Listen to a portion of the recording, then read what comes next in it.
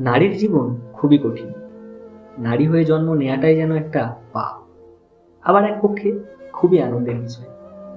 কারণ একজন নারী পারে আরেকজন প্রাণকে জন্ম দিতে। নারী যদি না থাকতো তাহলে কিন্তু তুমি আমি কেউই জন্ম নিতে পারতাম না। অথচ আবার অন্যদিকে দেখো, আমাদের এই দেশে নারীদের উপরই যত অত্যাচার। একটি বার ভেবে দেখো, যেটাকে তারা নিজেদের বাড়ি বলে ভাবতো, একটা সময় তাকে ওই বাড়িটিকেই ছেড়ে আসতে হয়। একটা অজানা অচেনা পরিবার, তাদেরকে মানিয়ে নিতে হয়।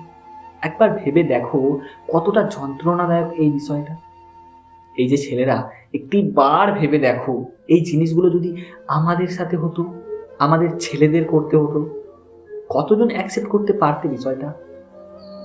কিন্তু আমাদের ভুলে গেলে চলবে না, এই নারী কিন্তু আমাদের দেবী দুর্গার সমান। দেবী দুর্গাও কিন্তু একজন নারী।